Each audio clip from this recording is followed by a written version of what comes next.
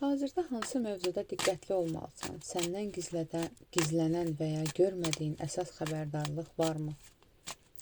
Bu enerjidən qorumaq üçün hansı addım atmalısan? Gəl bunlara baxaq. Birinci baxaq, bu videonu izləyənlər hazırda hansı enerjidəsən? Hazırki enerjinə baxaq.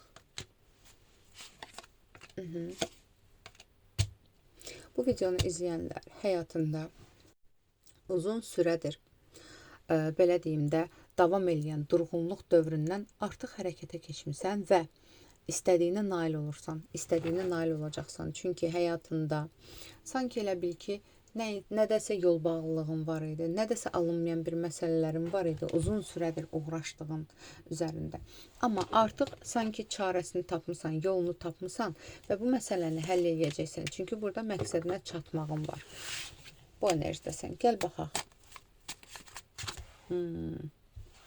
Görünməyən təhlükə və ya xəbərdarlıq varmı? Hazırda səninlə əlaqədar, yəni ətrafında görünməyən təhlükə varmı?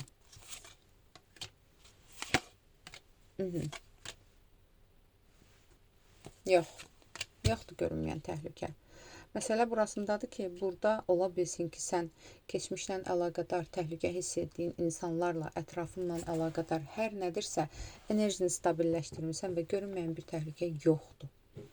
Bundan rahat ola bilərsən. Amma yenə də hazırda kimsə səninlə əlaqədar hansısa negativ bir plan qururmu?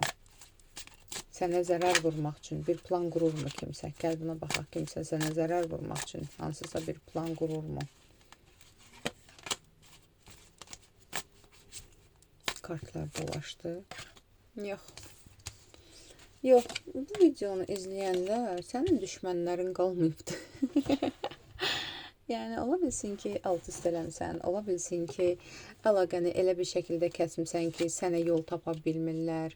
Yəni, uzaqdan hürən bəzi itlər var uzaqdan uzağa, amma yaxına gələ bilmirlər. Bu məsələ var. Gəl yenə baxaq, yenə də bir şəkildə baxaq. Görünməyən təhlükə varmı? Yəni, diqqət etməli əsas məsələ nədir?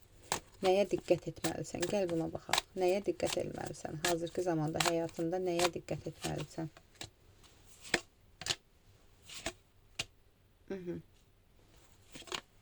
Özünə, öz hədəflərinə, öz maddiyyatına diqqət etməlisən. Başqa heç kimə, heç nəyə diqqət etməli deyilsən. Çünki, yenə də deyirəm, kainat, ilahi, Allah səni qoruyur, qoruma altındasan. Diqqət etməli, yeganə şey, yəni öz hədəflərinə yönəlməlisən.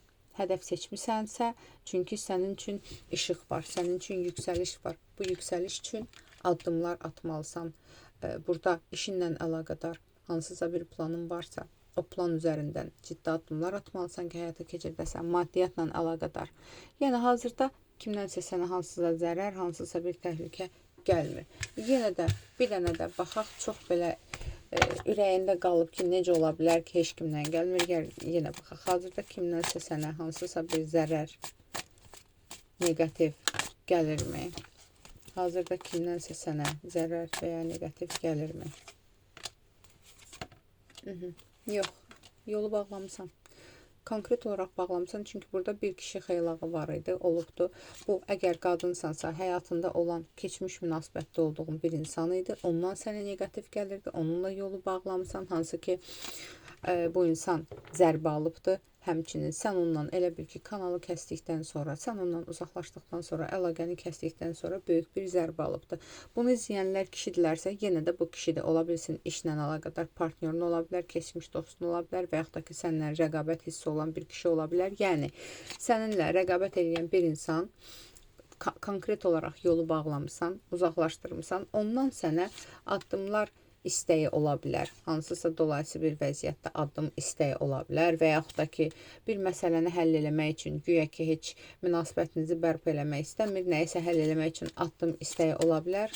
O zaman onunla yenə də yolu bağlayacaqsan, uzaqlaşdıracaqsan, bu qədər. Aldım, qəbul edirəm, yaz ətraflı baxım üçünsə profildəki nömrə ilə əlaqə saxla.